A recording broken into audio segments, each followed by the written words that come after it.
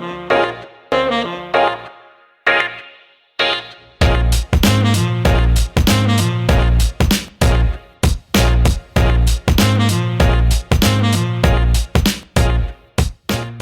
and welcome back to Game Talk. I'm your host, Am and Meon. Today I'm joined by Connor. Hey, everybody. And Mike. It's been a while. Yes, it has been a while. It's been like a couple months, I feel like. For us recording, yeah. I don't know what the actual gap in releases has been like. Yeah, we do have a couple canned episodes we recorded back in April. One has been released, one is still in the works. So, in any case, I apologize for the long absence. And quite a bit has happened since we last convened. The biggest of which... Personally and... Personally? Oh, let's talk about that first. That's the most important thing. I was just talking about something, a product we're going to talk about later in the episode. Ah, yes, okay. Well, industry-wise, at least, Rockstar got hacked. And this is a pretty freaking big deal because the hacker released dozens of GTA 6 assets.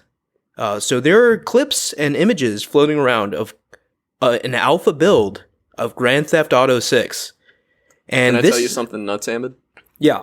I haven't seen a single moment, a single clip, a single asset. I have all I've seen is that it happened. I have not seen any of the Yeah, I mean, game. like, I've been following it just because this is a pretty, like, interesting, historic thing to have happen. And, like, obviously, like, okay, we're gonna approach it from all angles, but... Let's just back up here. So this Sunday, I want to say like Sunday, like early morning, like past 12 a.m. prior to like sunrise, a malicious actor revealed that he had gained access to, like restricted Rockstar assets, right? And those assets being allegedly the source code of GTA 5 and 6, as well as lots of in-development footage and images of Grand Theft Auto 6. See, I'd actually be way more interested in the source code for GTA 5 because that modding scene could really go off with that. So let me tell you something. All right, so this guy, he tries to blackmail Rockstar. He's like, okay, I will accept money, and if you don't give me anything, I'm going to publicly release all of these things. And this guy...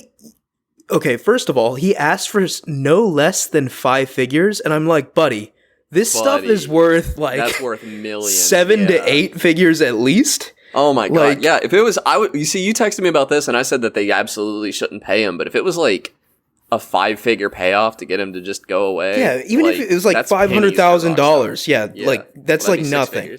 Yeah. But, okay, it came out later that allegedly this is, like, some 16-year-old kid in the UK.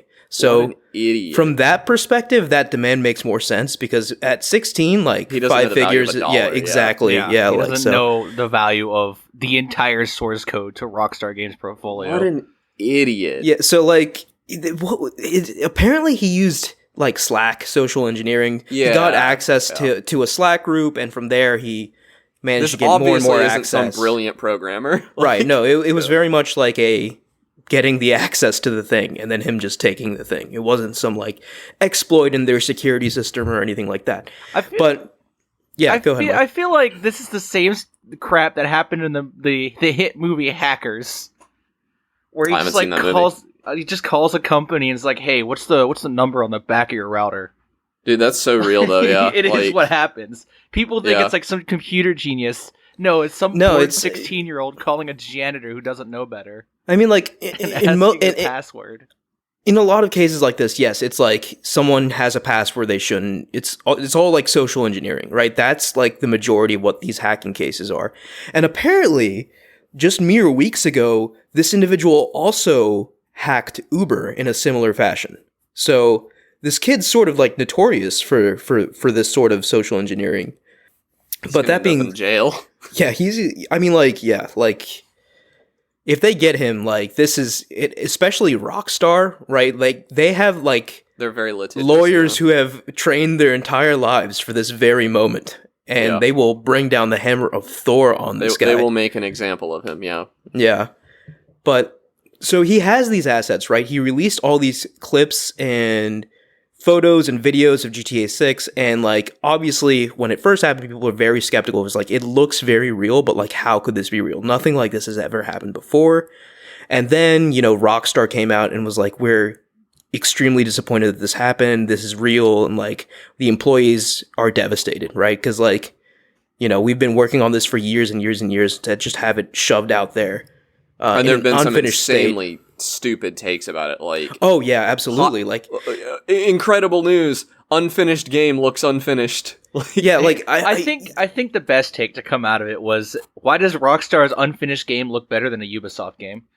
That was okay. There were some good memes, right? Like, meme. Yeah, Rockstar's alpha looks better than a finished Ubisoft product, and I thought that was really funny. Like, it but looks like, like a mean, but it's so annoying because like, this is precisely why developers are not transparent about the development process, because they would be hounded by uninformed gamers like all the time.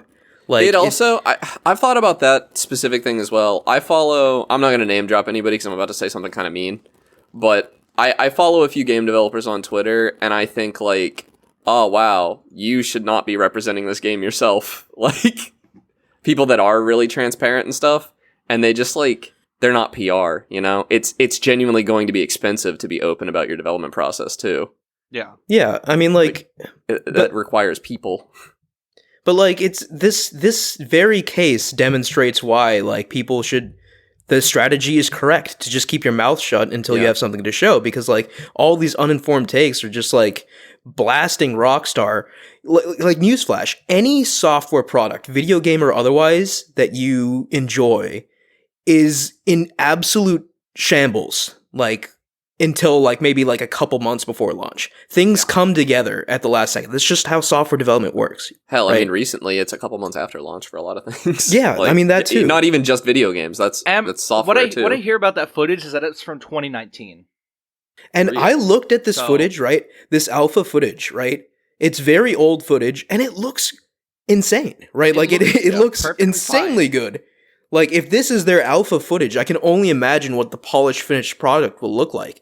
And right, like, so this footage confirmed a lot of previously like strong rumors, right? Like dual protagonists, one male, one female. The female is like a Latina or something like that. And obviously gamers were up in a rage over that too, but man, gamers get mad anytime you mention something that they don't like. I don't want to paint with a broad brush here. It's a very vocal minority on Twitter. Yeah. And it is especially on, like, I haven't even, like, all the coverage of it I've seen has been on YouTube, and it's all been people telling Twitter to shut up. Like, it really has been a very vocal minority, specifically on Twitter and maybe Reddit. Yes, but like, Redditors. I don't know, like, Redditor moment.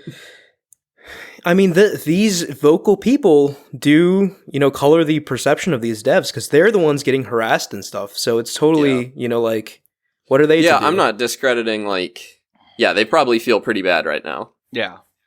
Yeah. But yeah, so that being said, right, like, this leak happened, videos and images went online, internet was ablaze, right?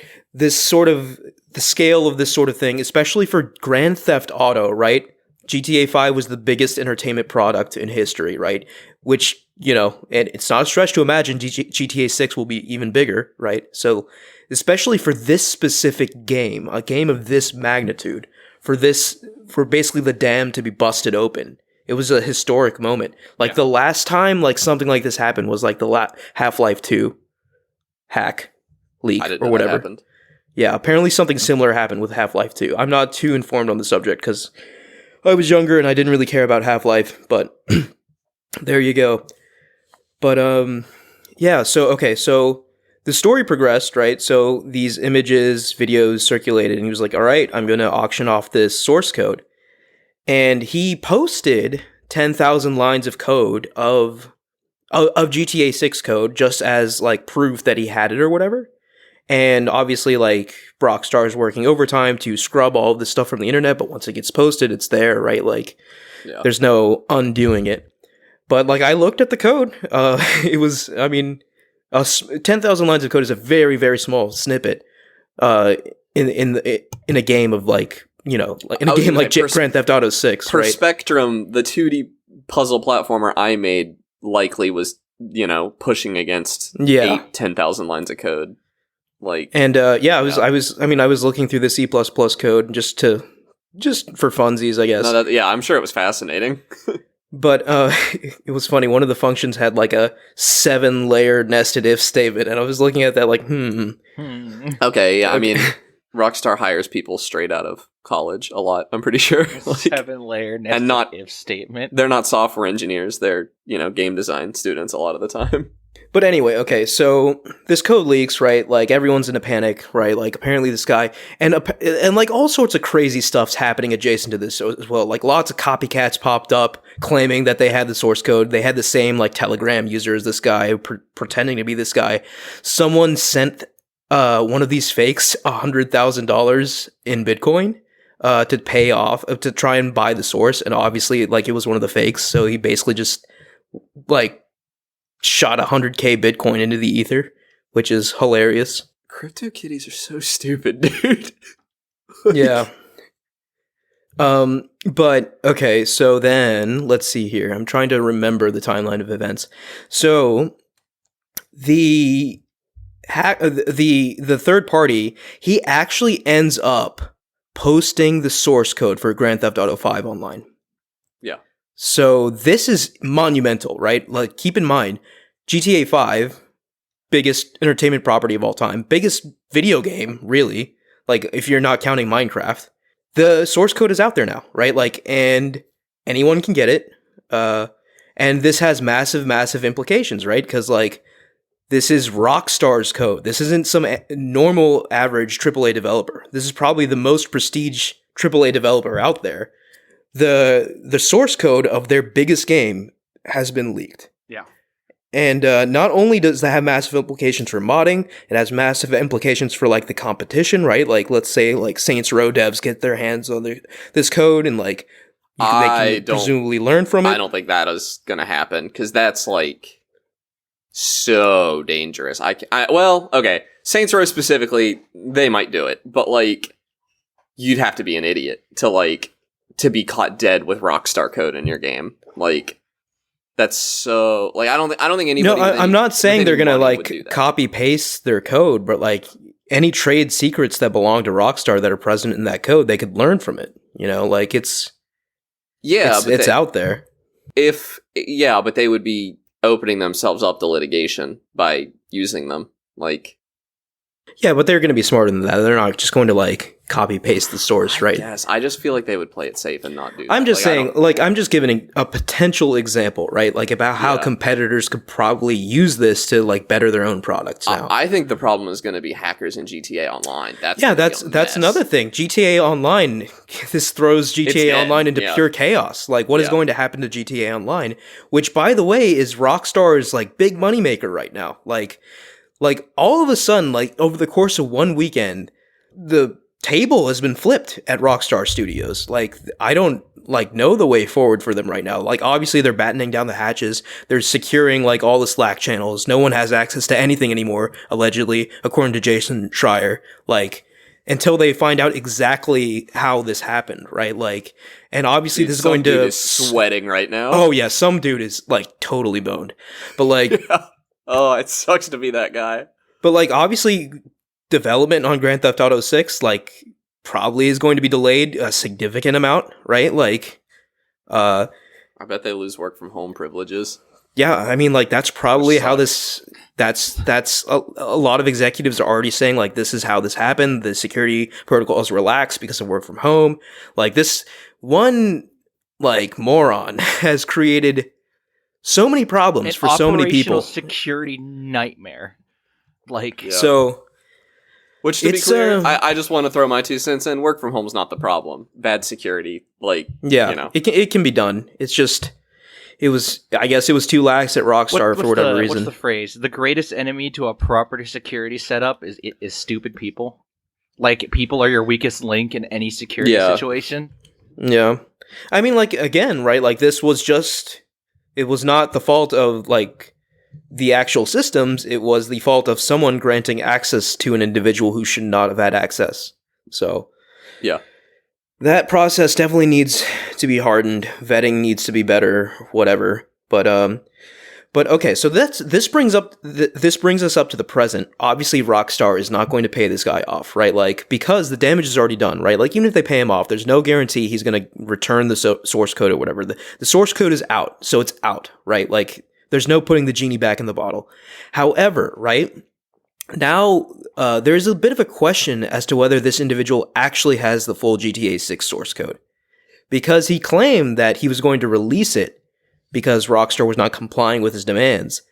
And he keeps making excuses for why he's not doing it. Now, like, I feel like if he had it, he would have released it by now. I don't know how he would get a partial source code, though. Like, just with my knowledge of source code. I mean, maybe there was just, like, a snippet on Slack or something that he copied. Like 10,000 line snippet? Maybe he has the full source code, but only, like, pulled a snippet out of it. I don't know. Like, if he had access to the repo, he would have grabbed the whole thing, I feel like. But like, it is not impossible that a game that big would be split up into multiple repos. That is also true, right? Like, he might have grabbed like a very small subsystem or something. Yeah, and he's also a kid, so he doesn't know what he's doing. Well, he's a kid, but I feel like he's tech savvy, right? Like, he's tech savvy enough to use Git, but like, yeah, I don't know. I'm tech savvy, and I started a new job which has like a billion repos I have to juggle, and I don't like it, and it annoys me. Like, and I'm 25 and a software engineer. But I would, at this point in time, right? Like, it's still like a developing situation, but at this point in time, I would bet money on him not having the full source code to GTA 6, which is obviously a huge relief for Rockstar if that is true, right? Like, because if the GTA 6 source got released, like, I wouldn't even know where to begin. Like, they might even have to like scrap the project and start over. They would have to definitely start over on anti-cheat and stuff, but I think honestly the GTA 5 might have been more valuable because that's their current moneymaker, and now people can circumvent it in a million different ways. Yeah, I mean, like, currently the biggest development of the story is the release of the GTA 5 source code. Like, that is just unbelievable to me. Like, that, I want to see it. Like, that's a huge deal. Yeah.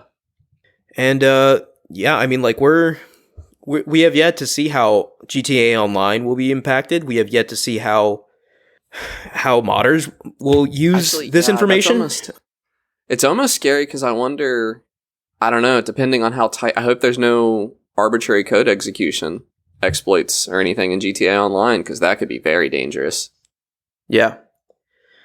Yeah, it's a crazy thing that happened. I mean, like, and I guess it sucks that it was like, this is probably the biggest scale it could have happened. Like, Rockstar is a massive company, right? Like, and GTA is like the biggest entertainment property.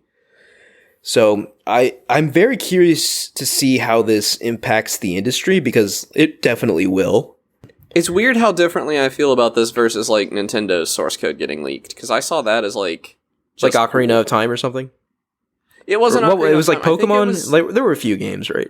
Well, I think some of the console source code, like for the OS on the console, got leaked too, and I was like, "That's actually awesome. I'm glad that that's out there." But this, I don't feel that great about. I mean, this I guess because it's current. I mean, if you go onto like game dev Twitter, like, everyone's just like hyper depressed about it, because like all Rockstar employees are like super sad, right? And like people are trying to console them, right? But like, it's just like a crappy situation, right? Like, you work on something, you devote years of your life to something, and then it's unceremoniously spat out and judged, right? Like, it's gotta be really annoying and frustrating. Yeah. Yeah. It's not okay. Like, as a game, if you're a game dev and your entire project just gets leaked, it's depressing. I don't know. It's kind of a difficult perspective to imagine, like, to me, because I would just be happy that anybody cared about my project. But so apparently someone bought GTA 5 source code for $100K, which is, it's not a very good investment. Insane. Insanely cheap. Okay, now I'm seeing like reports that the source code didn't actually get sold and it was just like a few files or something. I don't know. I guess it's still a developing situation. So that would be a huge relief if the GTA 5 source wasn't leaked. That would basically everything's fine if it didn't leak. I mean, it sucks that the assets got leaked, but if no source code leaked, then we should be good to go. Okay, yeah, it's still kind of a fluid situation, so apologies if anything stated here was incorrect, but yeah, the implications of selling the source code for $100,000 is just a wild thing to have happen. Okay, so just to put a final pin in this, right? Apparently, the fact that he sold the source code for GTA 5 for $100,000 is now disputed. That might not be true. So I guess there will be updates on the situation as it develops. But potentially, this isn't as bad as we previously thought, which is solid. He might not even have the source code. Who knows? Yeah, maybe he's just like an attention-seeking baby who's trying to make a bigger deal out of this than it is. But the images and videos are out there if you guys want to see them for GTA 6. All right. Do we have any other final thoughts on the Rockstar hack? Nah, it's just a mess. It is a mess. That's the best way to put it. Leaker, fakes popping up, Bitcoin transactions flying around. It is a mess. Crypto Leakers nerds. always make a mess. That's what they do. Okay. So, like we mentioned at the top of the show, lots of stuff happened while we were gone. And I guess another thing that happened is the Nintendo Direct, which had some interesting news. And, let's be real, right? Like, the last part of that Direct, pumped it up from it was a pretty dry Direct to a 9. I don't want to do a play-by-play on this one we do sometimes. There were some highlights. There were a lot of farm sims that don't look that was good. Really weird. It was a strange amount of farm sims. I mean, Story of Seasons, Another Wonderful Life was announced. Yeah, no, Story of Seasons, I might get that one. That's exciting for my sister and my sister alone. Yeah, just I'll always take a Harvest. I'll always give Harvest Moon a chance, but there's just a lot of weird ones in there. I don't know, it felt like every third game. And of course, they opened on Fire Emblem, which I don't care about. I saw that, and it made me laugh. It's almost like a meme at this point because they open on Fire Emblem so much, and I just feel like it makes me laugh because I think you're fuming watching this. Okay, well, it did make me mad, but you can correct me if I'm wrong, Ahmed. But this looked like a particularly bad entry in Fire Emblem. The main character looked like a VTuber. Was it even a mainline game? No, I don't think it was, because it just looked like fan service to me. And I don't think this is a mainline game. Yeah, it looked very bad. I don't know. I don't know. There were some neat things in this Direct, like Pikmin 4. Dude, Pikmin 4, which got no hype. Pikmin 4 is real. In the Direct. Let me tell you, what did make me hype was the announcement of all those new games to N64 Online. Pokemon Stadium 1 and 2, Mario Party 1, 2, and 3, GoldenEye, all these games coming to Nintendo Switch Online. Completely irrelevant to me, but Factorio came to Nintendo Switch, or is coming to Nintendo Switch. That's insane. I never in a million years would have called that. Yeah, that's a huge deal too. And I figured that's the one you popped off for. Yeah, it is. I was losing my mind. Even though I'm never going to buy it because there's no reason for me to, and it has no mod support. It has cross-platform multiplayer though. With PC. Yeah. That's bizarre, but no mod support. Yeah, well, no mod support Nintendo makes game. sense. It's not going to have mod support. But it even he said they said that there's no cross saves, but you can use multiplayer, and in Factorio you can save your multiplayer world to local at any time. So you can transfer your save from your PC to your Switch, keep playing it wherever you go, and then transfer it back to your PC, or have a dedicated server running. That's insanely cool to me. Yeah. Yeah, I don't know. Maybe I'll finally give Factorio a shot. You should not. No, you own a gaming PC. You should not play Factorio on your Nintendo Switch. Noted. It is not going to be the good way to play the game. Because it's very CPU intensive, right? That's not the problem. I think you could get hundreds of hours out of Factorio without pushing against the CPU limits of the Switch, I would think. Okay. I just think that playing it with a controller, it's a game where you use hotkeys. You copy and paste things. You're using your mouse a lot to place stuff. I think it's going to be playable on Nintendo Switch. I just, like, if you have other options... Like, Factorio is a game that is so good. If Nintendo Switch is your only option to play it, I think you should do it. I think if you own a computer where you can sit down with a keyboard and mouse and play it, that is probably the better experience. Especially with mod support, like, even if you're just doing quality of life mods. Yeah. There's a lot to get out of Factorio. That, I mean, if you want to buy it twice, just so you can have it both places, more power to you, but I'm not going to buy it on Nintendo Switch. Yeah. Yeah, I mean, like, I saw you, like, I remember coming over to your house and you were just kind of, like, huddled over your computer, like, playing Factorio, and you were like, yeah, I've been doing this for the past, like, 14 hours or whatever. And I was like, yeah, okay. I'm afraid that'll happen to me, but... But yeah, I love Factorio. I would definitely recommend it to people on Switch if they don't have somewhere else to play it, but it's going to be better. Or even if you're just, like, if you really want the portable aspect, I will say you'd probably have a better experience playing it on a Steam Deck if that's an option. But right, Nintendo Switch is there. Also, what is hype for me is that Nintendo Switch means they're probably going to make good controls available on PC, which means that it will be a better experience on Steam Deck. Which, I will definitely play that. Most certainly, yeah. Like they'll have to get it working on Switch. Yeah. But, okay, so aside from the big last thing they showed, was there anything else of note that you guys wanted to talk about? It's nothing else is jumping out at me right now. They showed Bayonetta 3, I think, which I'm pretty hyped for. Yeah, they showed already a knew trailer. the release date for that. Right, It's hard to be really excited for Nintendo properties in this day and age. I disagree. I'm very excited for Bayonetta 3, but it just wasn't a remarkable trailer. Yeah. I don't know. Like, certain Nintendo properties I get very excited for sure.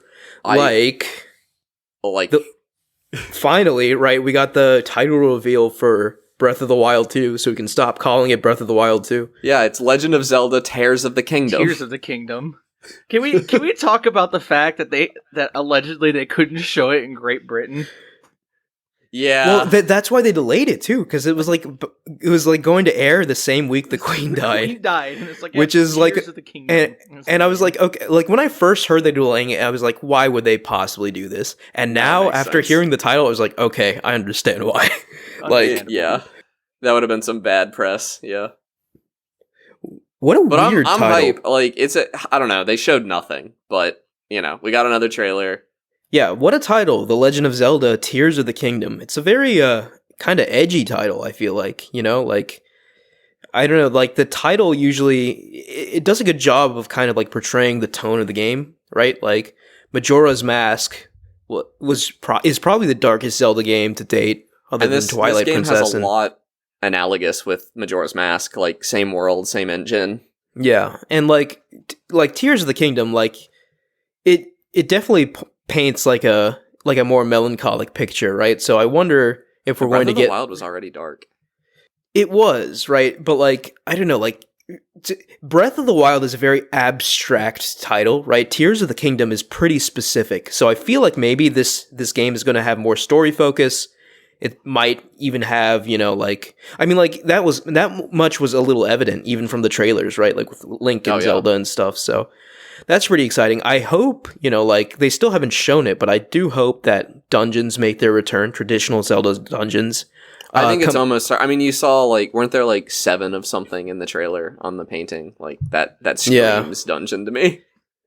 Yeah, traditional Zelda dungeons paired with, the Breath of the Wild world is just, perfect Zelda in my mind, right? So, I'm still sad that they're reusing the world a little bit. Because the best parts of Breath of the Wild to me were just finding stuff. They are reusing the world, but there's a whole sky world above the world now that Link can apparently jump up and down from. Yeah. So they're still being pretty cagey about it. And actually, quite honestly, they barely showed anything in this trailer. Oh it was a teaser trailer, if anything. The big news was the title reveal, really. But also, can we talk about the fact that they said they didn't want to reveal the title previously because it was a spoiler? I guess. I don't know. It's not. It's just something happened that made the kingdom sad. Yeah. I guess. I don't know. It is a very... it's definitely a more specific title than Breath of the Wild, but you can't glean any story details from Tears of the Kingdom, really. Nothing. Yeah. I mean, But I don't know. I'm excited to play it, but yeah, I'm excited to play it. Still, like, we really don't know much about this game, right? Like, what's the deal with that, like, long-haired Link we saw in the first trailer? He didn't make an appearance in this new trailer, I don't think. Like, is that like is that in the past? Is that like a future Link? Is there more time travel involved?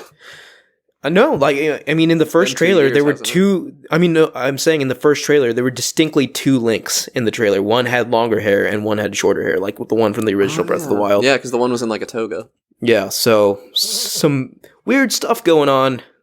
Would really appreciate knowing more about this game, but like, honestly, I don't need to know more about this game. I know that the day it comes out is going to be a freaking holiday for me, and I will be buying it. Yeah, I don't think it's going to do to me what Breath of the Wild did, which was like, I don't know that I'm capable of it anymore. But here's the thing, like, it might not even be a you thing, right? Like, this is an insanely tall order for Nintendo, right? Like, Breath of the Wild, which is, I don't want to say, like, universally loved, but, like, one of the most praised games of all time, right?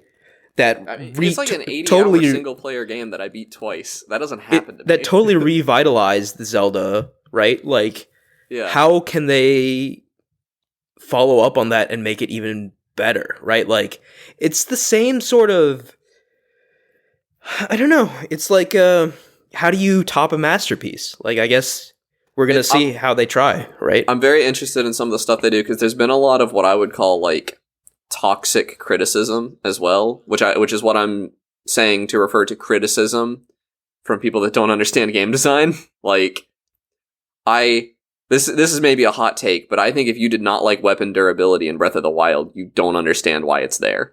And, you know, there's no good way to replace it. It was a very important part of that game. And I'm afraid, I don't know, Nintendo doesn't listen to their fans, so I guess I really shouldn't be worried. Nintendo marches to the beat of their own drum, right? So, like, there's a part of me that thinks that, like, this game will be, like, even though it uses the same world as Breath of the Wild, because they're Nintendo, it might just be so different. Like, it'll be like almost like unrecognizable from the first game, right? Like, it'll share elements, but like it might do like a Majora's Mask to Ocarina of Time, I guess. I'm curious how much they can fit, because Nintendo is not going to release a game that doesn't fit on a cartridge. Also, like, I just want to comment on the scope of this game too, right? Like, they're reusing some assets from Breath of the Wild, so presumably it should have been a shorter dev time. This has been the longest period between mainline Zelda releases ever. Wait, it's been longer than between Skyward Sword and Breath of the Wild? Wasn't it like 7 years between Skyward Sword and Breath of the Wild, though? All right, let's do some research here. The Legend of Zelda Skyward Sword came out in 2011. The Legend of Zelda Breath of the Wild came out in 2017, right? So that's 6 years. So we're at 5 years right now. So it'll be 6 years. 6 years. It's the same. I think I saw it was going to be the longest when the release date came out. It might be the longest by months, like a couple months or something. But yeah, I don't know that that's worth that being said, no, it is worth noting, right? Like, we all thought it would be a shorter dev time between Breath of the Wild and this game, and that was not the case, right? Like, there was DLC development for Breath of the Wild. Yeah, but you got to imagine work on this started like right after Breath of the Wild came out. I'm not certain that's true. Because they said in 2019 work has begun on the sequel to The Legend of Zelda Breath of the Wild. That was the trailer in 2019. I mean, that's just when they revealed they were working on it. Like, I feel like I doubt they've been working on it for 2 years before they give us this game. A little nugget. Work has begun.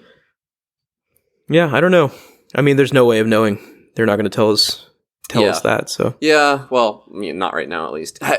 This is an aside. Have you all seen Sakurai's YouTube channel? Oh, that's a great YouTube channel. I haven't. I did see that he made one, which is interesting. He's chomping on Game Maker's Toolkit's flavor. It's kind of sick. That's cool. Yeah. So what a guy. Nintendo telling us things made me think of that, because Sakurai's nuts. I love him. He is. Yeah. God bless him. He's one of the treasures of the gaming industry.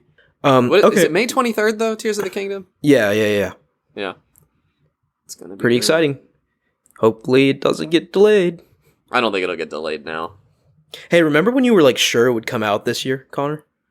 And how I was sure it was coming out in 2023, and how I was right? I do remember that. I wasn't going to bring it up. I do remember it. Yeah.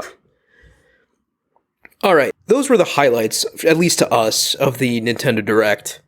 I do want to briefly mention there was also a State of Play, which, much like the Nintendo Direct, it was solid, but then the ending to me really elevated it. And the ending, they finally showed a full-fledged story trailer for God of War Ragnarok, and let me tell you, it really got me going. Like, this trailer, in my estimation, is like up there with the GOAT video game trailers. It got me so excited for this game. I was already pretty excited for it. I played God of War more recently than you, unless you replayed it. I'm sad that I'm not going to play this day one. I am kind of at a point where I'm just not going to buy a PS5 at this point. But yeah, I'm very excited for that game. There are like, literally, with only subtraction, you could make God of War 2018 one of the best games I've ever played. Like, you wouldn't have to add a thing to it. You would just take stuff out, and it would be a masterpiece. And I'm just really hoping that they do that. And I do think that Sony Santa Monica is very receptive to the criticism, right? Like, one of the biggest criticisms of God of War 2018 was the lack of enemy variety. And this trailer showed Kratos and Atreus tangling with so many different kinds of enemies. Yeah. So I think that just alone is Sony Santa Monica saying, hey, we heard you. So that's very promising to me.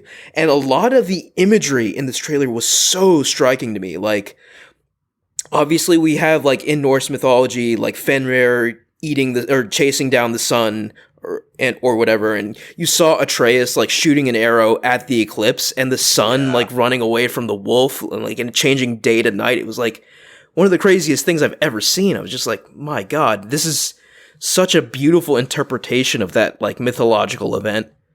Just take the RPG stuff. just I don't know. Like, we'll see. And the cinema, like, all of that was so brilliant, and then I sit in a menu for 15 minutes trying to optimize my loadout. Like, if they take that out, it's such a good game. Yeah, I'm sure they'll improve it. Yeah. But I mean, even a mode, I get that some people like that, but like, I should be able to just say like, hey, like, make my stats balanced the whole way through. I don't want to play an RPG. Yeah. No, I mean, like, my opinion on that isn't as strong as you, but I do agree that, like, God of War didn't need that. Yeah. Yeah. It's not even that I hated it. It's just that it didn't need to be there, and it did make the game slightly worse. And I mean slightly. Like, I harped on it a lot. It was slightly worse, but that took it down a peg from being, like, generation-defining to me. No, that's fair.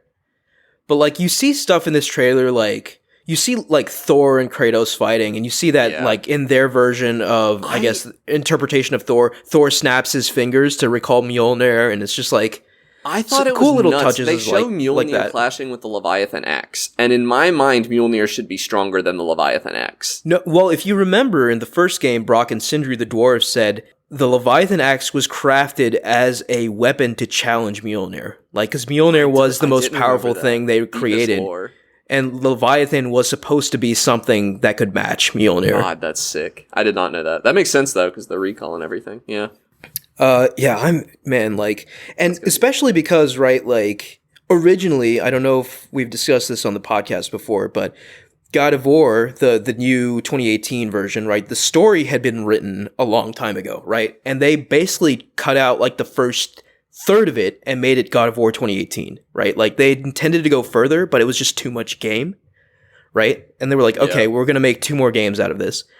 But the new director, who is not Cory Barlog, by the way, which we'll see about that, but the new director said, I think we can do it all in one game. And he obviously floated it by Cory because he's still kind of like the brains behind the operation. He was like, yeah, go for it.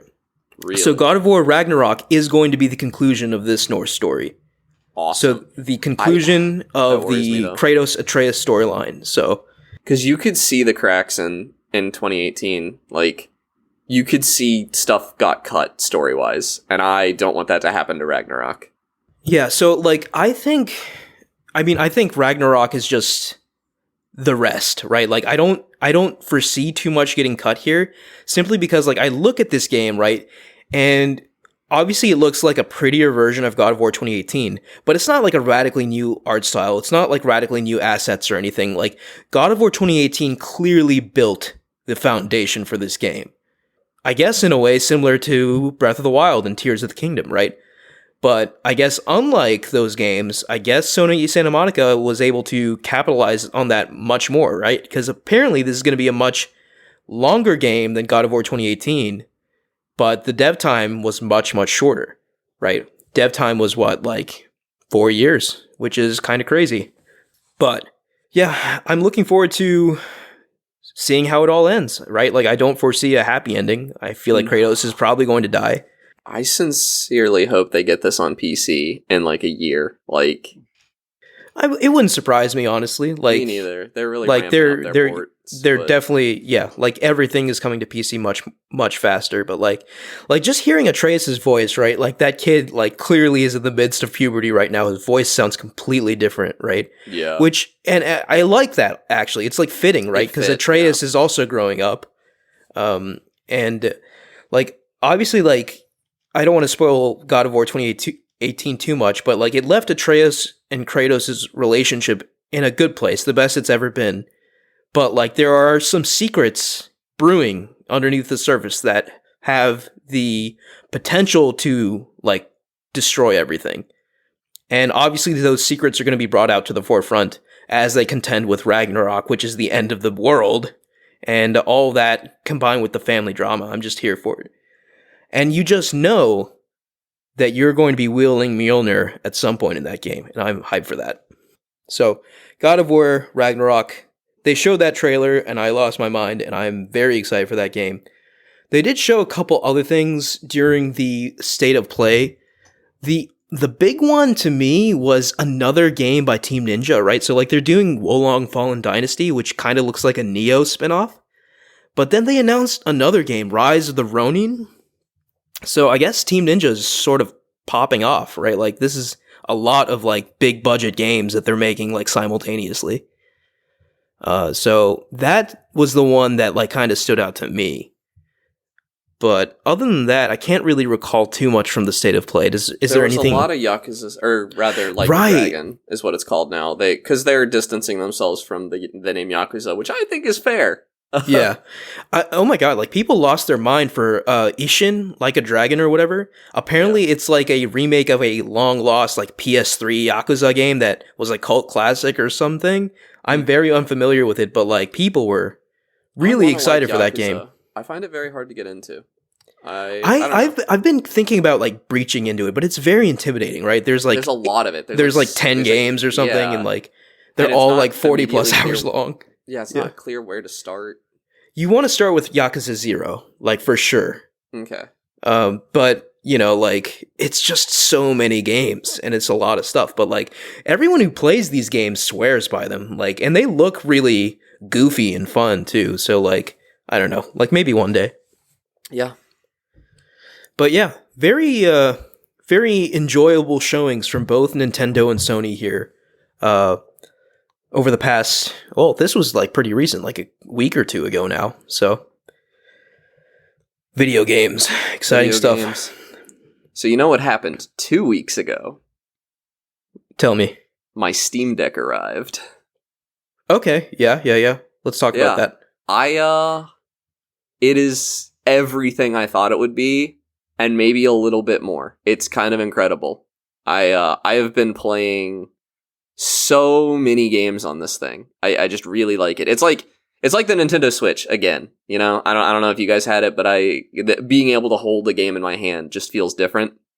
Yeah, and I also like.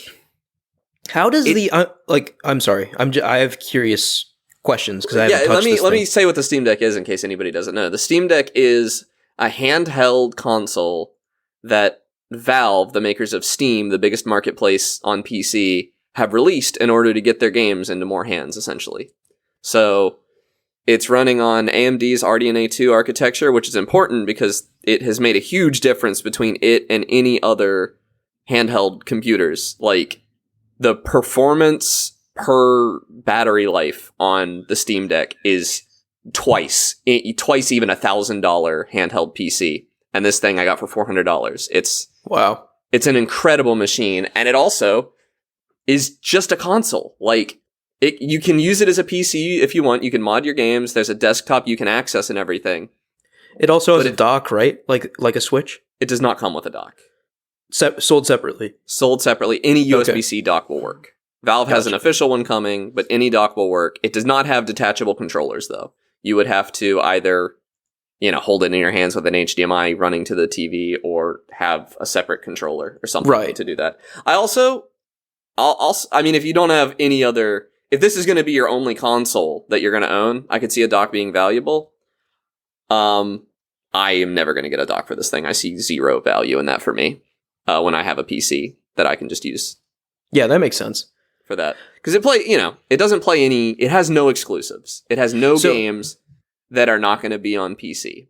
So it can do both streaming from your PC to the deck as well as locally installing games on the machine, right? So then you can presumably take it on the go and play it forever. The pitch is like any Steam game you can play on the Steam Deck. That's not really true.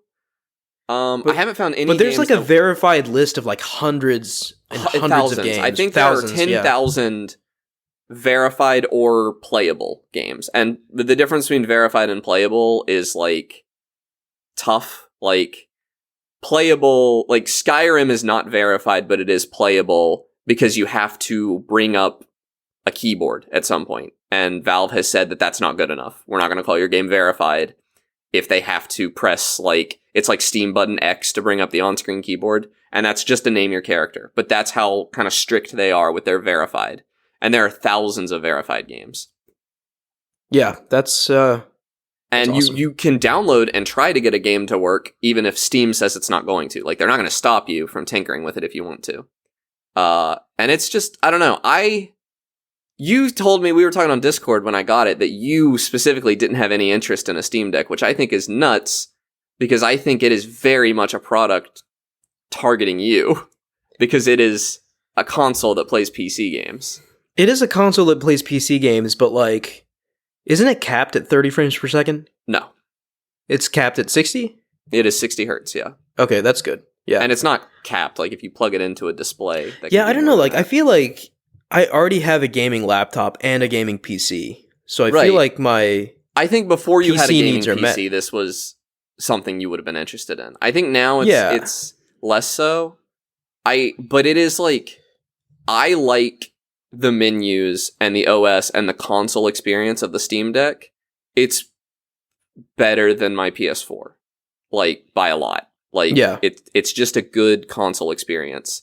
And the game, if you were just staying in Steam's ecosystem, just playing the verified games, notably, that's gonna get you Xbox exclusives, PlayStation exclusives, and PC exclusives. All for $400, one console, all the games. They may not look as good as they do on a console or on a gaming PC, but you're playing at 800p, you're not going to see the difference a lot of the time, honestly. And you have them all in one place, and you can take it with you wherever you're going. For a good entry point and for convenience, this seems like an unbelievable deal. I would say if you were only going to buy one console this generation, it should be the Steam Deck, I think. Just by pure, you can play all the games. I don't know. There's some caveats, though, right? If you have any desire for, some of the more high-end features, even the console-exclusive features, like Series X and PS5, can do 120 hertz, right? And that's pretty huge for, shooters and, other kinds of, fast, twitchy games, like Neo and stuff like that. So there are some There things, are caveats, but I think I think that there's a lot of people that the Steam Deck is, the most compelling. Because, there's going to be caveats. No, definitely, I think, for the mainstream, right? If you just want a place to have all your games and play them, and you don't really care about, these kind of more nerdy features, then absolutely, this makes, the most sense by far. I had a friend ask me if I could build her a PC, and I was like, yeah, I mean, we can do that, but you might want to look at a Steam Deck. It's, for $400, I can't beat it. I definitely cannot beat it for $400. I don't know. How much is the dock? The dock? I don't know. It's not announced yet. But the any price, USB-C dock, so you could buy any USB-C dock. I don't know, just find one. Yeah. And yeah, it's nuts. And also, like, I don't know.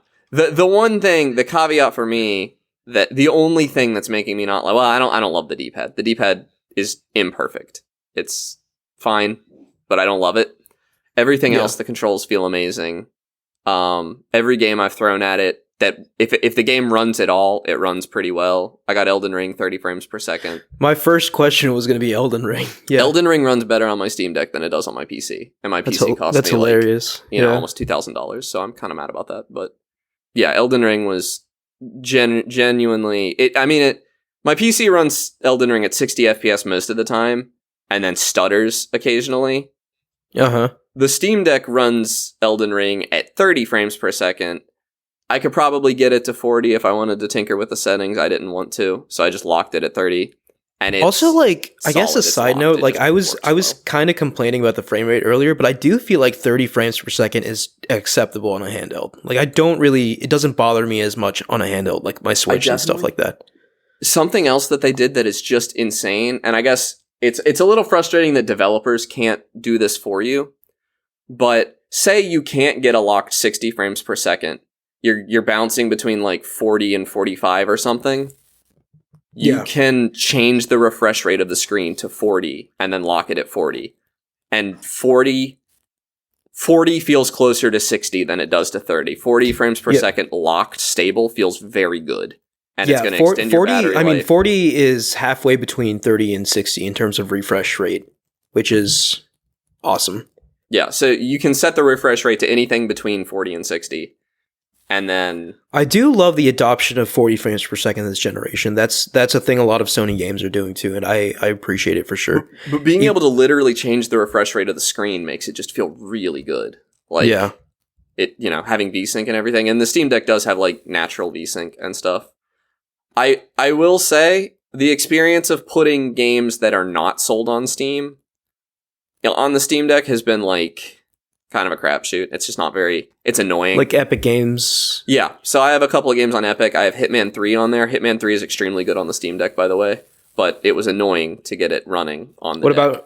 about Game Pass games? Game Pass games, you just can't do it. You would have to install Windows on your Steam Deck, which originally I thought I was going to do, but it just works so well the way it is now. I'm just not going to do it. Those games just, I don't know. Microsoft is going to have to figure that out somehow, I guess. That's interesting. So the PlayStation exclusives are accessible on a Steam Deck, and the Xbox ones aren't. No, Xbox exclusives are for sale on Steam. You're just not. Oh, they are. Okay, cool. Yeah. So yeah, like I have Halo Infinite. I don't think I've played it, but I do have Halo Infinite available to me on it. I also I got the 64 gig version, which is not, that's nothing. These days. Yeah. But I spent $60, I think, on a 512 gig SD card that I slid in there.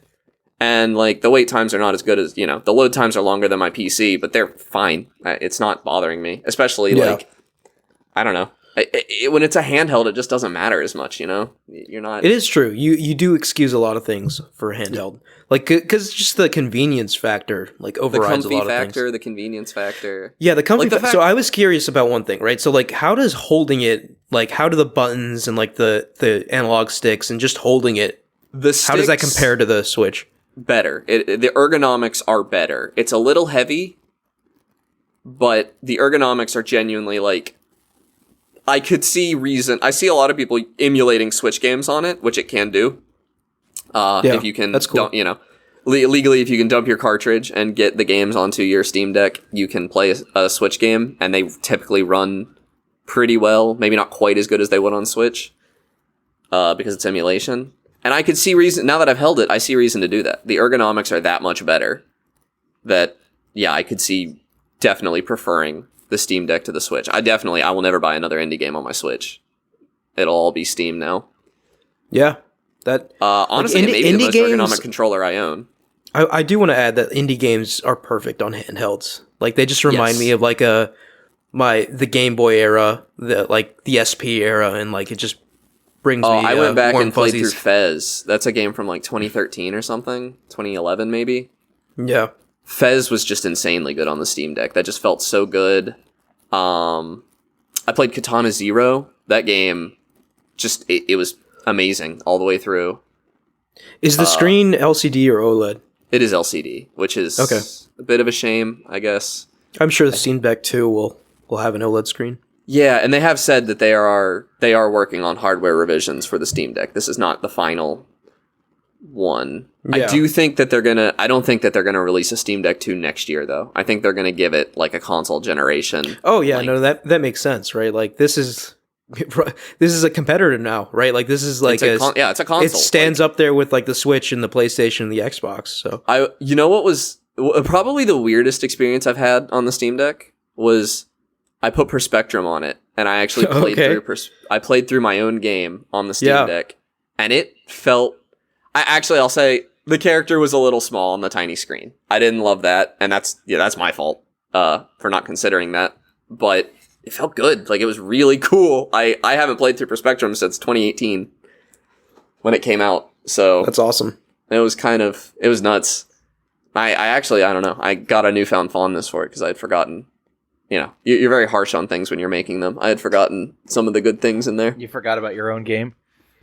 Yeah, so it was kind of nice. I played Monster Hunter Rise. It runs great. It's fine. I think I got it locked at 60 FPS, although that'll kill your battery quick. That's another thing about the Steam Deck. If you just want to fire up a game and play it, you can do that. And, you know, performance might not be perfect, but if you're somebody that doesn't want to tinker with settings, you probably don't care that much. And your battery might die really quickly. But if you're somebody who wants to, like, mess with stuff and, like, get the most out of your experience, then the options are there. You can tinker with settings. You can lower the TDP, which I don't even know what that stands for, but it's how much power is going to the processor. You can lower the refresh rate to 40, even if your game is running fine at 60, and your battery's going to last like 30% longer. Stuff like that. You have a lot of options. Yeah.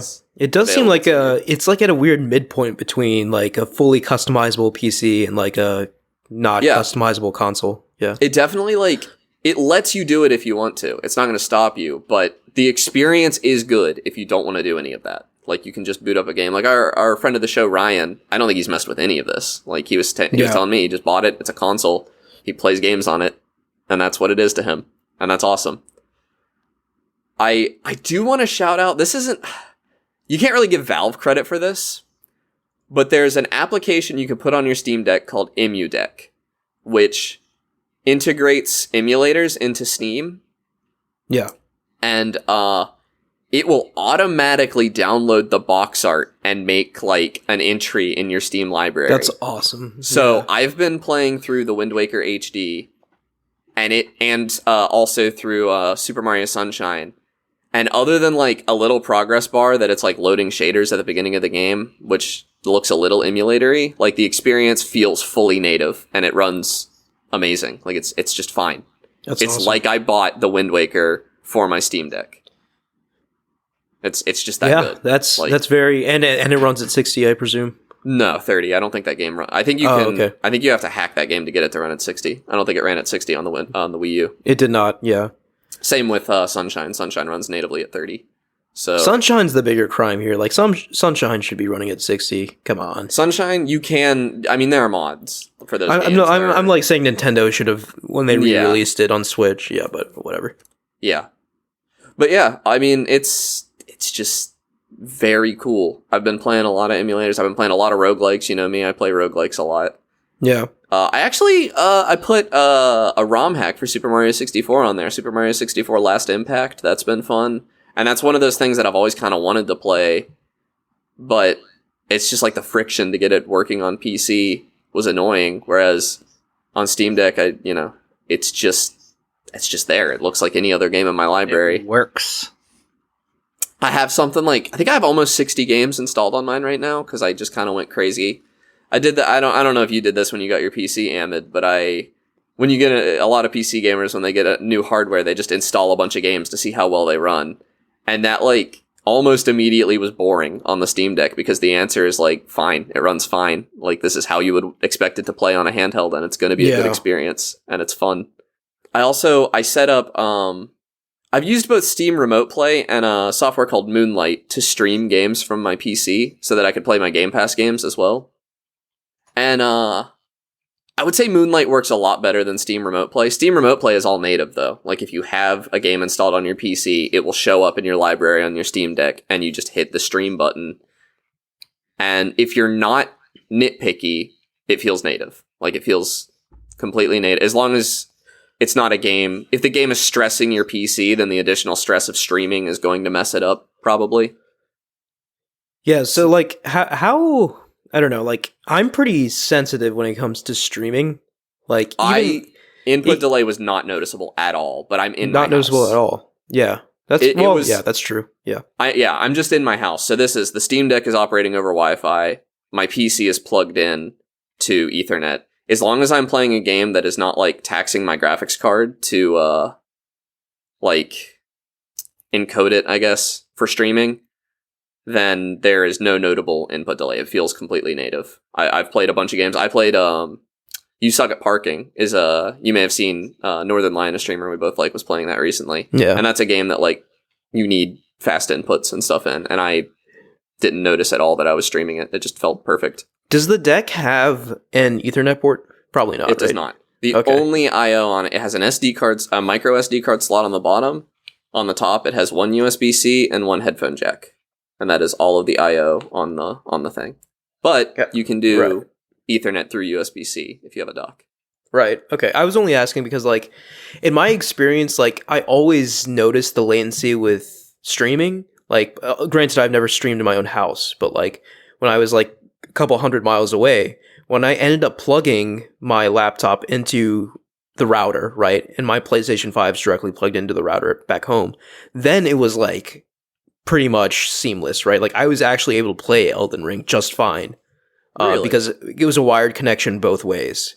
Yeah. But, you know, that's a wired connection. See, I wouldn't be able to do that because my upload speed is so bad.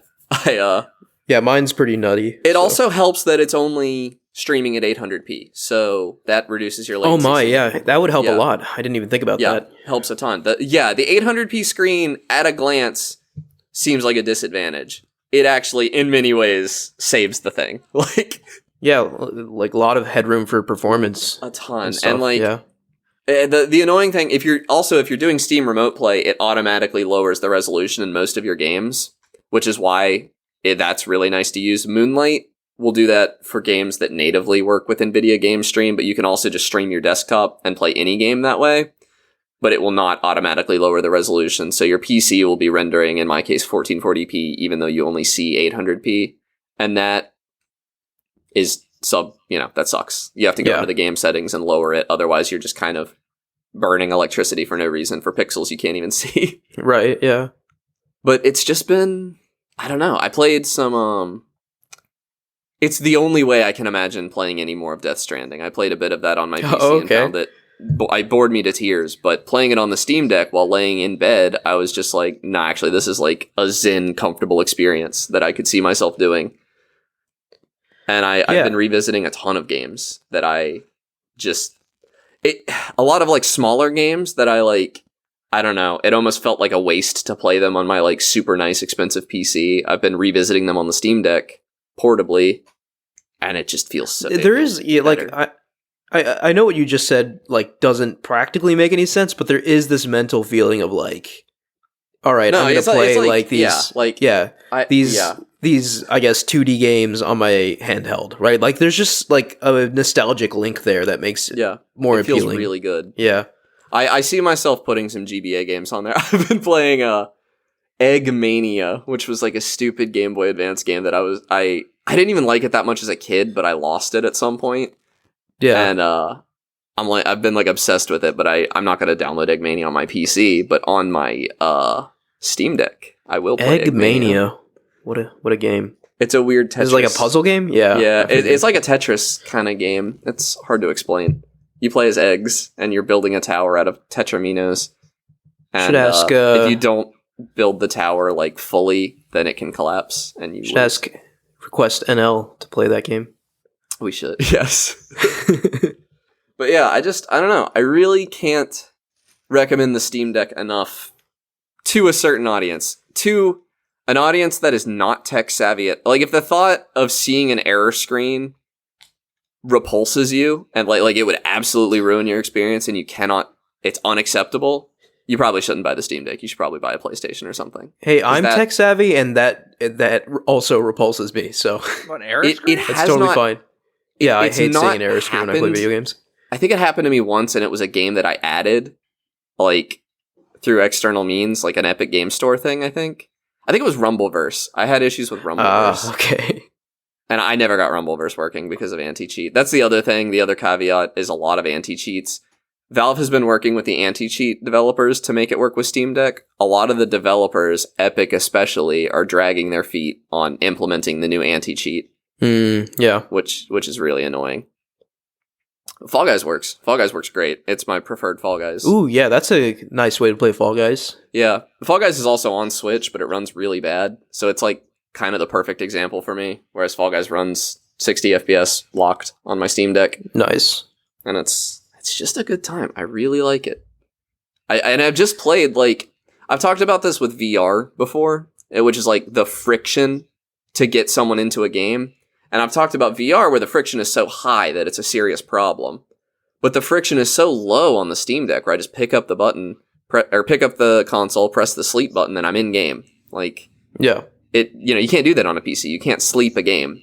And the Steam Deck lets me do that. So if I, get bored in the middle of a dungeon in Zelda, I can just put it to sleep, come back to it later. Whereas on PC, I would have to either like quit and save or finish the dungeon or something. Yeah. I'd have to get to a stopping point. No, that's really neat. Yeah, you've definitely... I don't know if I'm sold per se, but like I'm definitely softer on it than I was going into this episode. I also just think the value proposition, like...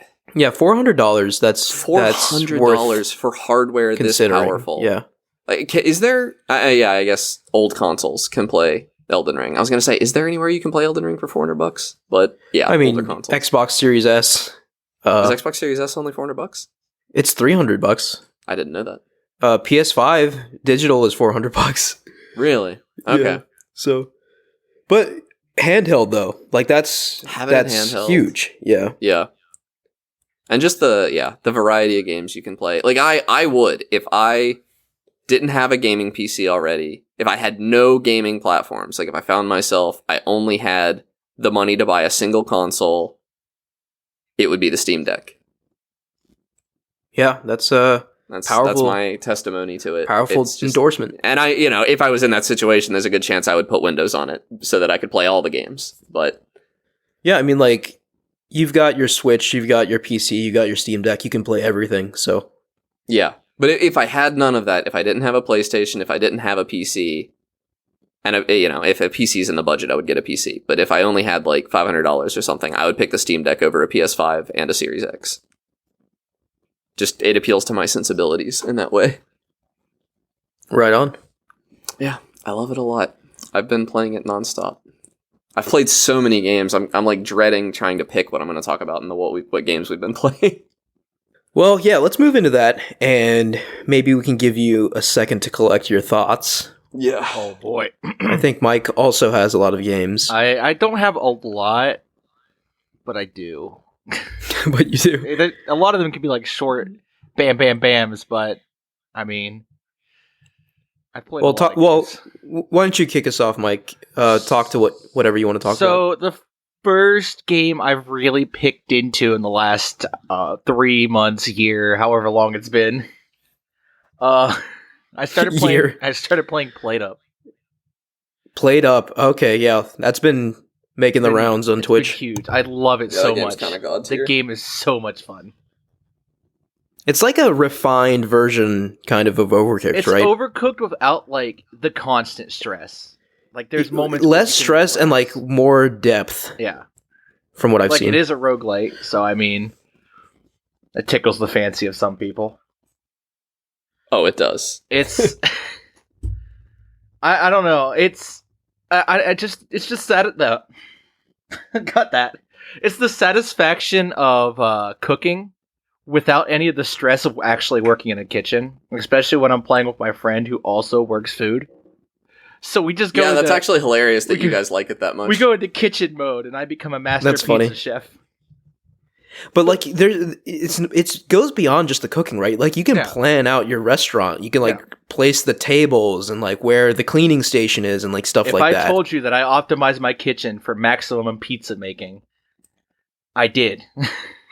Also, extremely watchable game. Very watchable. Oh yeah, I watched NL play this game. Yeah, I watched. Yeah, I'm actually sad that he's not playing it anymore.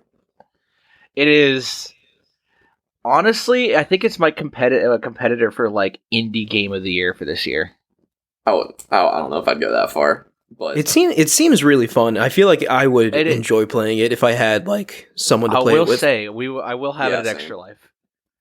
Oh, that'll be so it is fun. Oh, that's a great Extra Life game. When is that happening, by the way? So much. We'll work on that in like 2 weekends. Okay. Me and Connor still need to discuss that one. Yeah, I know. I mean, I'll come up to Morgantown. I've been making trips quite frequently, anyway. So it's either the 12th or the weekend of the 12th or the weekend of the 17th. Not sure. Okay, but anything else you want to say about PlateUp? I've been watching it. Yeah, I think automation's the most fascinating part of PlateUp.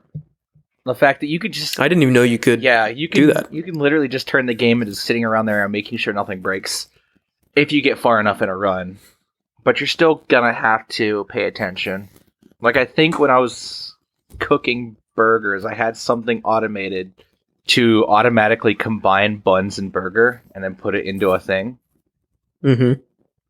I don't know. I haven't completed a run of PlateUp yet, though, so I haven't gotten really deep into the mechanics. So there is like an end state. I figured you just kept getting more and more hectic until your runs last 15 days, but then there's like overtime runs that you can do. Okay, yeah. But the average run is 15 days. Usually, I think the furthest I got was day 15, and we ended up failing in like the last hour. So is it a roguelike or roguelite? There's only a little bit of overarching upgrades, and you can choose to bring like 1 or 2 equipment items that you get randomly dropped. So then it's a roguelite. I mean, if anything carries over, I feel like it's a roguelite. You can choose not to have it carry over, though. Okay. Yeah. I honestly, as a connoisseur myself, I would put it more in the like category. I think the runs are self-contained. Like you can choose to bring 1 or 2 items, but they're also random drops. Yeah, and the stuff you carry over is not that good. Yeah, typically, it's not run deciding. It just makes it a little easier to get what you want at the end. It's also kind of weird. It's definitely pushing the roguelike. It's more like an arcade game. Yeah, it's heavily RNG dependent. Like sometimes you just get screwed.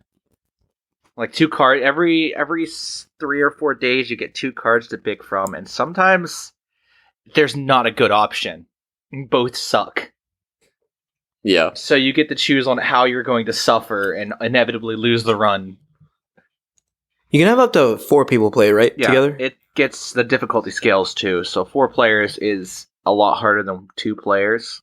Like you'll get more customers, you'll just get more customers. Like the player count determines the amount of customers that you get that come through. Yeah, I've only ever seen it, but I would be down to play this game. Like I feel like this would be a good game to play, like with the 3 of us. I think as a couch co-op game, it's probably going to be the highlight of Extra Life because it is chaotic. Does it do couch co-op? It does. It is local co-op. That's awesome. It's local and another use. Good on them. Good on them. LAN parties for the Steam Deck. Yeah. That's one of the games I played in the last year. I want to say 2 months. I feel like it's been 2 months, right? It's been 2 months. I've played a lot of games in the last 2 months. I've played a lot of games in the past 2 weeks. It's actually killing me trying to decide. I have one though. I have played several games, but some I am ready to talk about, others I am not. But one of the ones I really want to talk about is Rumbleverse. Oh my! I was hoping you would talk about it because I didn't want to. I think you talked about it last time. I don't think it's really good.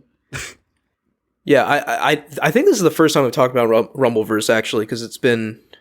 Oh yeah, we talked. That was in person. We talked about it. We were at Starport. Yeah. Yeah. So Rumbleverse. Okay, so I got introduced to this game watching Northern Lion as it goes, right? Like, and it is just so funny to me. Like, I don't know if it's like Northern Lions that's funny or just the game that's funny or both, but like playing this game just cracks me up, right? Like, so what it is, it's a battle royale, but like a melee battle royale, right? Like, so like instead of guns, you pick up like wrestling moves, right? And you pick up like protein powder, right, to increase your attack, your health, and your energy levels. And the more you fight, the more perks you gain, and the perks you gain are random, and they give you like different like modifiers throughout the game. So that sort of incentivizes you to fight and not just like hide around until like the circle closes. But this game is just such a riot. I've been playing it a lot with my friend Josh, and we do duos, and it's just like we have such a good time. Now, like sometimes, right, like because it is like at its core, it is like a fighting game, right? So there are like cancels and stuff you can do. There are like mix-ups and everything like that. Like when you get knocked down, like you can either like wake up and do a sweep attack, wake up and do like a stun attack, wake up and roll, wake up and not do anything. Like all these options create depth whenever you're playing this game. And there are times when, like, sometimes you're just, like, in someone's head and you're just, like, reading every move and it feels amazing. And, like, you're just, like, soul reading them, as NL would say. Yeah. And you just, like, completely annihilate them. And, like, in your head, you're thinking, like, yeah, that person's, like, definitely going to uninstall, like, right after this. Have you gotten a few wins yet, Ahmed? Oh, yeah, I've gotten a few wins. Yeah, for sure. It feels... I just want to say, I don't know what from a game design perspective they got right, but the amount of effort to get a win in Rumbleverse is right. Like, so here's the thing though. I don't know what lobbies you're in currently, but like, I guess the skill-based matchmaking is kind of caught up to me, right? Like, so I'm like, Josh and I are in lobbies right now where it's very difficult to win. Yeah. We have not won in a few days now. Okay. I won. Me and my buddy Tyler were playing, and we got, on our first day, we got like 6 wins. Yeah, I remember the first game we played in duos, the very first game we won. Right? We did not win our first game, but it was Tyler's first game ever, so it might have been mine too. So yeah, like first game ever we won, which is like not like indicative of like the skill that you'll face later on. Like now people are just absolutely cracked at this game. They're doing like completely optimal combos and everything, and it's just like Jesus. And it feels so good to pull those combos off too. Yeah, like cuz like you can like square is your light attack, and then like triangle is your grab attack, but you can string together square and triangle for like different combos. And there's also like unblockable. It's not necessarily a grab. Yeah, that's true. If you hold it, it's a smash, I think. Yes, that's true. Yes. Yeah. I haven't actually seen the smash used that much. Should probably incorporate that more in my repertoire. But like the funniest thing about this game to me is the elbow drops. Like, oh my god, out of nowhere, yeah. You can just so the goofy thing about this game is that you can just like climb anything. Like obviously it like takes stamina or whatever, but like just with your bare hands you can like climb up a skyscraper, right? And you look down like a mile down and you see like a tiny little person like at the very bottom. You jump off and hit square and you're elbow dropping from like all the way up there, right? And you basically like reach terminal velocity. There's like fire coming off of you and you land and it's like a meteor striking the ground and it just like annihilates everything. This game to me kind of feels like it was at some point trying to be a licensed game for the Hulk. Like the Hulk? Yeah. Like that's how it feels to, because the impact of stuff like that feels so good. And like the way they jump around and climb buildings and stuff, it reminds me of old Hulk games I had on like my Wii. Interesting, yeah. I didn't make that connection. But yeah, like the way it's just like you dig, it's so goofy, right? Because the characters like dig their fingers into like the concrete or the glass of the building and just like climb up. And it's just so goofy. And like the characters themselves look goofy too. You can like I think it's hideous. I think this game is hideous. Oh, I mean it looks pretty like generic, right? Like the art style and stuff, but it's just like you can be like a super skinny dude, you can be a super buff dude, or you could be a super chunky dude, or like a woman version of all those things. And like right now I'm a really short chunky dude, and I think it's just super funny. I don't know. It just looks super goofy. Like, and like, not only that, just like the sound effects and stuff when you punch people are satisfying and funny at the same time, right? Are. And I just I can't get enough of this game. I've been playing it so much, like basically almost every weeknight. Me and Josh fire it up for like at least an hour and just have a good time. I'm only playing it once a week, maybe once every other week, but it does. I do want to point out, in case anybody goes to try it, and this is me quoting Northern Lion, it makes a very bad first impression. I think the game is ugly. I mean, the environments look fine. I think the characters are all pretty ugly. I also think that you are going to lose your first game a lot of the time and not understand why. Because the mechanics are not... I do think because of the skill-based matchmaking, you'll be put into like a lobby with other new players, so maybe it won't be too bad, or maybe you'll be with bots or something. Yeah, I just think like, you had watched the game before you played it, which puts you at a bit of an advantage. And because I got stomped my first game. Let me tell you though, winning feels really satisfying because you're literally beating the crap out of your opponent, right? Like, so. No, I won a round, and these may have been kids, like I may have been in a baby lobby, but it still felt insanely good. My partner had died early, and I got into the final ring by myself in a duos game and took down 3 other teams by myself. Oh my goodness. And wow. I was just like... I felt like you were like ultra pogging. Instinct. Yeah, you were pogging, yeah. I was losing my mind. It was so hype. It was hype, one of those games that like I didn't believe it when the bell rang, when the game was over, and I got up and shouted. I was so like... No, I've done shaking. My fair share of shouting when playing this game. I've also been on the other end of that, where I just get absolutely smacked by like 2 people just like going to town on me. Yeah. It does like... I don't know how they did it, but it does like... I am not immediately scared in duos if I come across a team by myself. It is possible to beat 2 people. It is possible. Game. Like, if they start doing certain things, then they freak me out. Like, if they start, like, breaking out, like the optimal combo strings, I'm like, okay, you know exactly what you're doing, and you terrify me. Or if they can do a combo together, you're going to lose. Oh my god, yeah, that's the scariest thing. Yeah. Because when we play, if Tyler starts a fight... I just kind of, unless I see an easy punch, I just stay out of it. I let him have his fight, and I hope he does the same for me, because you can seriously mess each other up if you don't do that.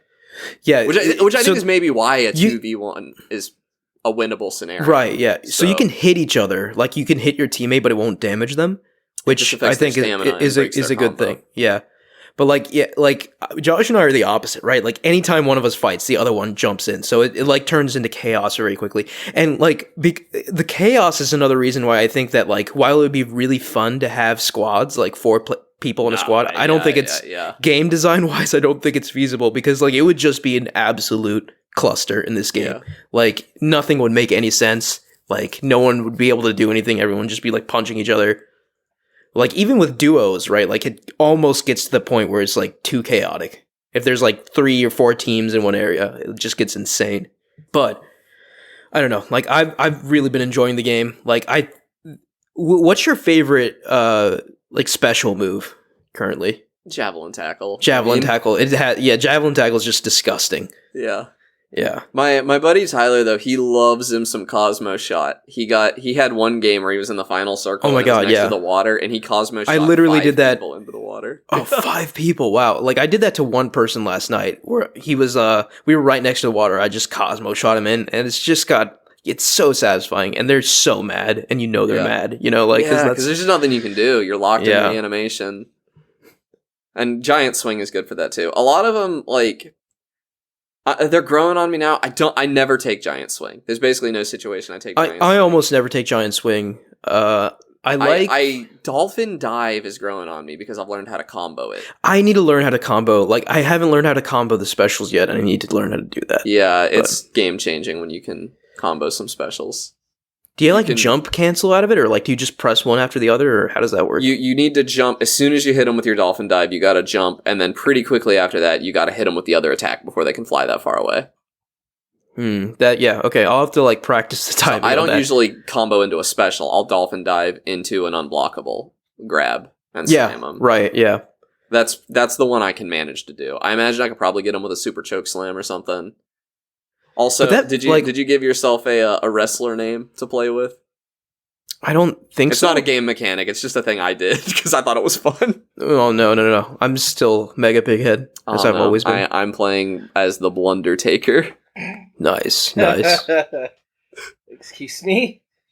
I love that. Yeah, you can't like set your name or anything. It was just a fun thing me and Tyler did.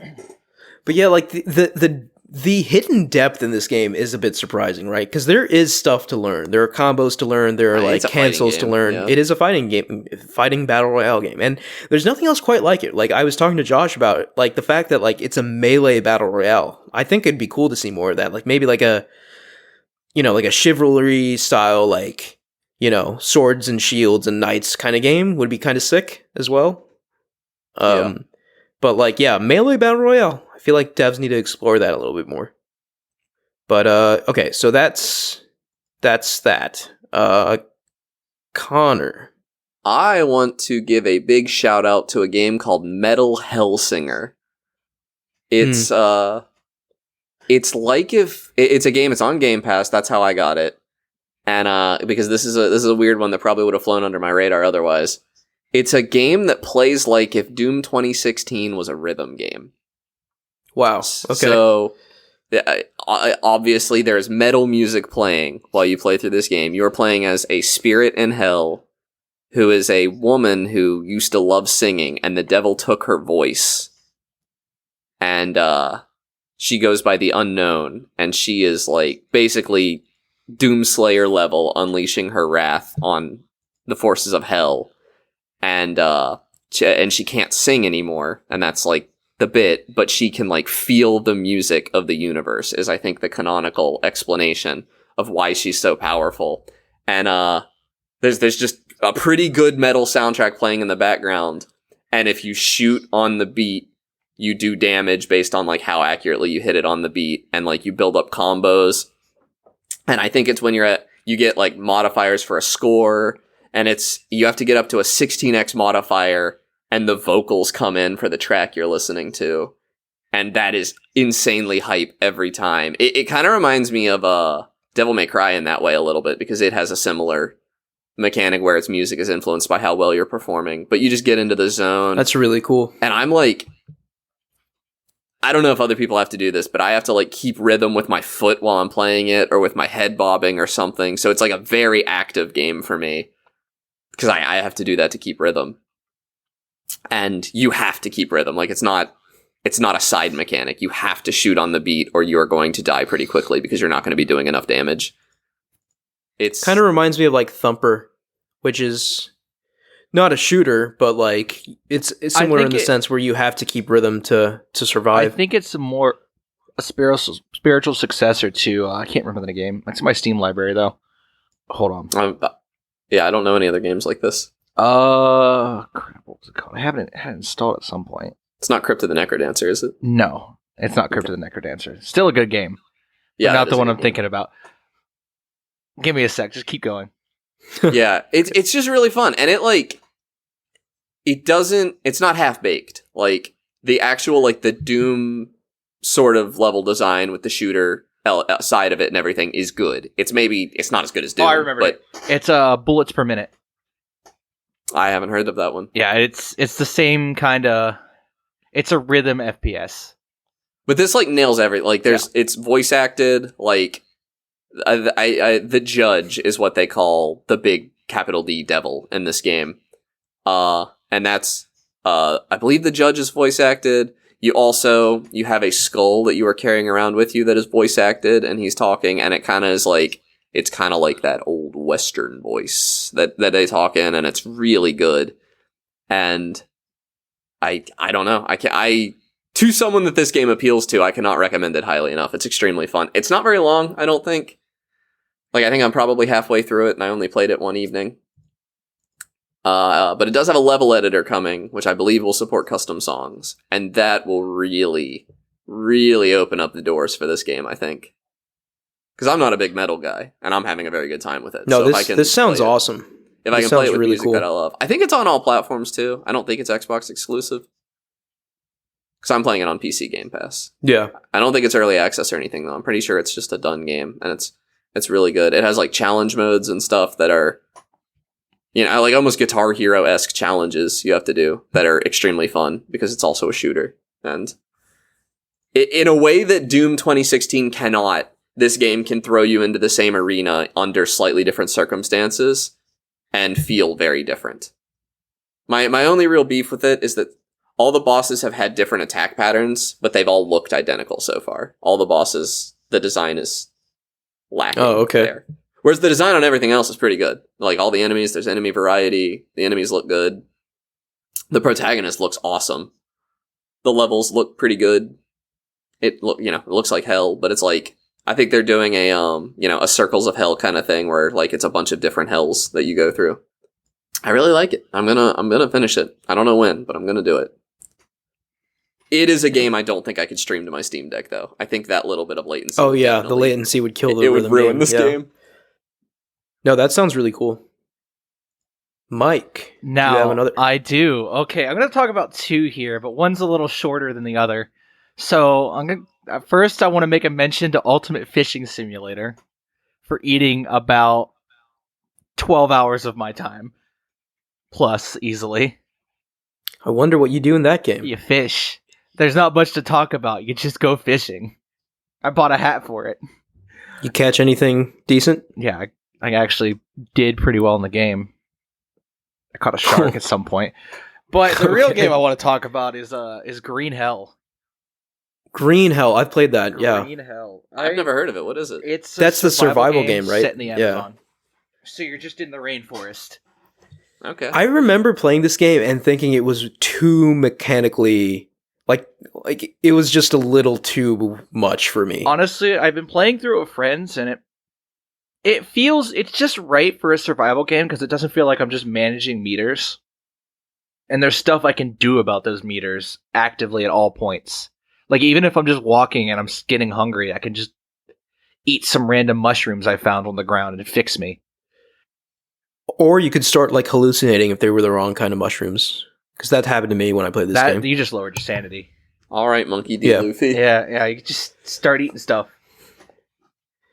Yeah, eventually you just learn what's good to eat and what's not good to eat. And sometimes you just get attacked by a jaguar. Or a scorpion. Yeah, I remember I played this game with two of my friends, and we tried to build a shelter, and then, like, everything went horribly wrong. I think we barely survived. What went wrong is when we started eating the natives. Oh, no. No. It took my friends and I exactly 3 hours before we started. Maybe we should just eat the natives that keep attacking us. I don't think you should do that. It's not a great idea. You're going to get prions or whatever. No, you lose a load of sanity for even, like, cooking human meat. So it's not optimal to eat human when there's jaguar that's plentiful. Plentiful jaguar. You can one-shot the jaguars. And once we figured out how to do that, there was so much food available for us. Yeah, I don't remember the specifics because it's been so long since I played it, but I do remember thinking, like, there were so many, like, systems in that game, and it just seemed like too complicated to me. Maybe it's because I don't play that many survival games, but it was just like even to do basic things, it seemed like there were a lot of systems at play that you had to get on. It feels very intuitive, and it kind of eases you into the complex systems. Like, the combat's kind of iffy unless you throw a spear at somebody's head and they die in one hit. But the game is very... I just like the atmosphere. Like, water's plentiful. You just throw out some coconut shells and you'll have water at some point. Yeah, I remember thinking it was... I thought it was neat. It's just like the systems kind of turned me off because I guess I'm not used to that level of complexity in a survival game. It is kind of squicky. You got to pick the leeches off of you. There was like a loose story too, right? Like your girlfriend or whatever gets kidnapped, or your wife. I forget who it was, but like, and she, like, you have her like last known coordinates or something, and you set out to find her. Yeah, you have to hunt down your wife or something. And then, like, it's revealed that your wife is just, like... It's a whole plot. It's a whole mess of a plot. But, man, is the day-to-day great. They added animal taming, the update that I started playing, because I learned you can pet the capybaras. Ooh. Yeah. Good game. Good video game. We almost had a breeding pair of capybaras until I had an unfortunate incident with a stingray. No. Yeah, we lost one of the two. No. That was the roughest walk of my life because you couldn't defend yourself since you were carrying a capybara on your back. Yeah. That's sad. And then we got attacked by natives and we lost everything except the capybara. As it goes. Yeah, maybe I should give this game another shot. I remember thinking it was neat, but like it just sort of overwhelmed me when I tried playing it last time. Yeah, it's a real solid survival game. The atmosphere is great. Like I normally don't like survival games, but I think the Amazon really dove me in. Yeah, there's something about like trying to survive in the middle of a jungle that's kind of like exciting, I guess. I don't know. I mean, like in the middle of a jungle, stranded island, those kind of scenarios. I can't describe our excitement upon discovering how to make soup, though. Like, it solved all our problems, was making soup. It turned funny. from us trying to do meaningful things to what can we put in our soup? Did you toss the natives in your soup? We did make human soup at one point. We made human soup, mushroom soup. We put a frog on a BDSM rack. So, did none of us play Cult of the Lamb? I didn't. I knew somebody. I have not yet. I've been meaning to get to it. It's a weird one for us to miss. It was kind of a big release. It looks fun. Yeah. It didn't interest me. Okay. Yeah, I'm probably not going to play it either. One day, maybe. Yeah. Any game that includes the option to string a frog on a medieval torture device so you can extract the poison from him is a good game. Yeah. Honestly. The mechanics are nuts. The game is nuts. And you can play with how many people? It's 4-player co-op. Okay, yeah. I played with 2 other people. It was fun. All right. Okay, let's take a pause here. Connor and Mike, do you have any more games? I have a short one, but that one can like chill for a little bit because it's not really a big game. It's just mass builder, and you just build Gundams. Yeah, I just kind of listed them. a billion games in my Steam Deck section. I don't really want to go into it anymore. Okay, so in that case, I'll hold mine off for next episode, and why don't you close this out, Mike? Huh? Oh, I thought you said you had one more. I mean mass builder, but it's literally just build mechs, fight, clear levels, story levels. It's very simplistic. All right, well, keep it for next week.